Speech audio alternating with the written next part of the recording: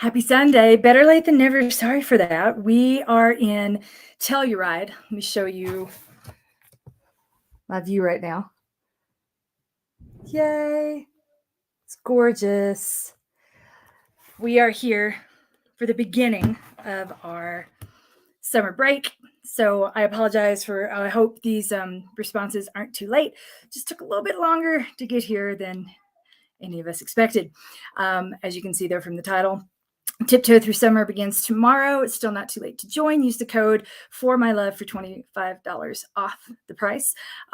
We have a Signal group chat and journal prompts and yoga stuff, and there'll be all kinds of good stuff to keep you moving gingerly, tiptoeing through everything the summer could possibly throw your way. It's a program that is as manageable as it is fun. Here we go. And get through the questions before someone comes running in here demanding food. Weekly wins. Trisha Thorne was super excited because her total miles run in May is the most she's run in a month in 2 years. Congratulations, Trisha. That is huge. Oh my gosh. Congratulations to Coach Nakia, who ran the Grand Teton Half Marathon at altitude and still managed to kick butt. She flew. My God. Very proud of you, Coach Nakia. Phyllis Kant finished the whole month of lane 1 rebuild. Yay! She says she really struggled to get back into consistent running since 2019.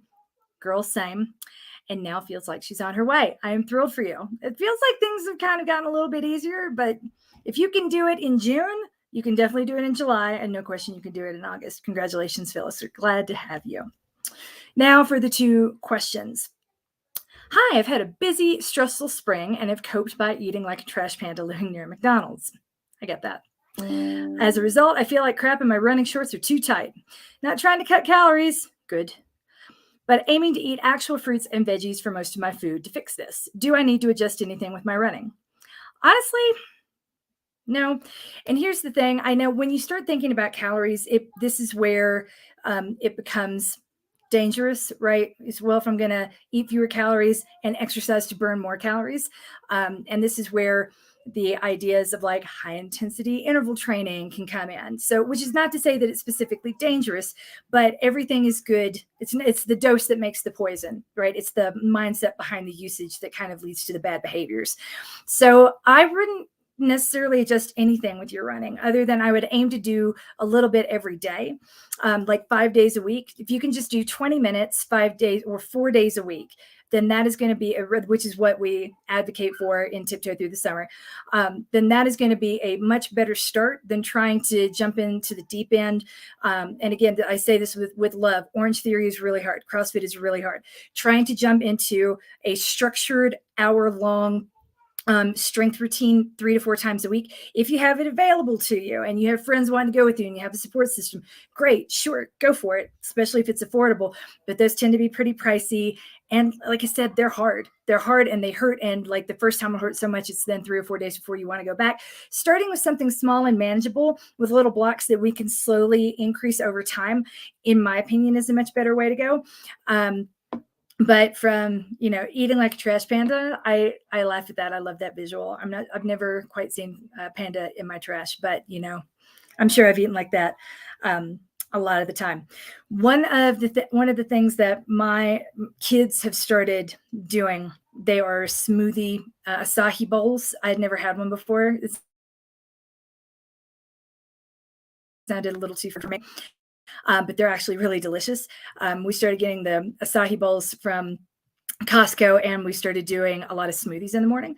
And I don't think I've ever consumed this many fruits or vegetables in my life now that we started having the acai bowls and the smoothies. So I know you said you're not trying to cut calories, and I'm not advocating for it, but if you haven't tried an acai bowl, I got to admit I was really late to that party. Get into it. But yeah, with the running, I would be nervous for you to get into the habit of trying to go harder or longer or alter your running in any way to sort of jumpstart results, because again, that's where the problematic thinking and the bad habits come from. If anything, 20 minutes, 4 days a week, aim to get out there without sweating. So if that means you're going a little bit on the early side, that's fine. If we go easy enough, then you're ideally going to give you easy effort. You wouldn't be breaking the sweat unless you live somewhere like Arizona or Florida. There's nothing you can do about it.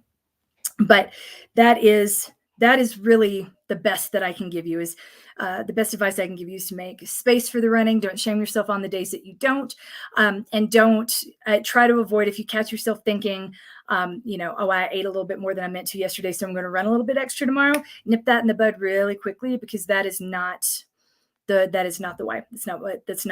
That's what we want to avoid actually.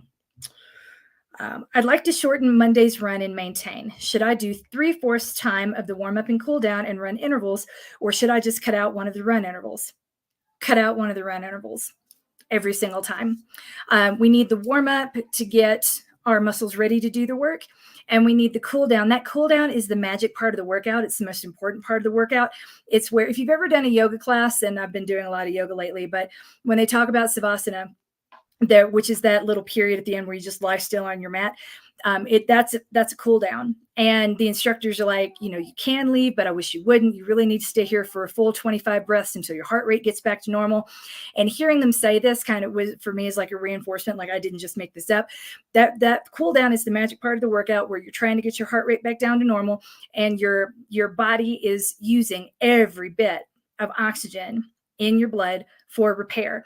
The maximum that you can get from a workout, all the benefits, all of it, the highest amount of it is going to happen during the cool down. So if we're going to sometimes life happens and you might have to cut a run short, cut it out in the middle of it and just bounce. That's fine. That happens. But I urge everyone, like if that happens, do take the time to walk back to your car, walk back to the house, get some semblance of a cool down in.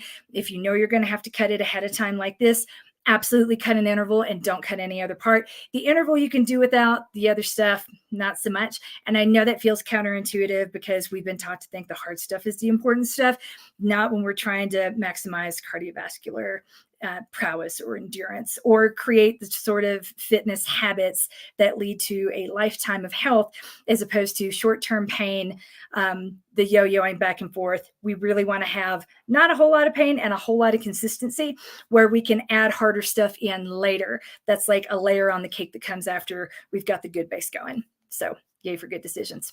Anyway, that's all we really had. I look forward to starting TipToe tomorrow. Again, it's not too late to join. Tell your friends. Till next week. Again, sorry to be late. You're coached, you're loved, and you're always winning at life. Thanks a lot, guys.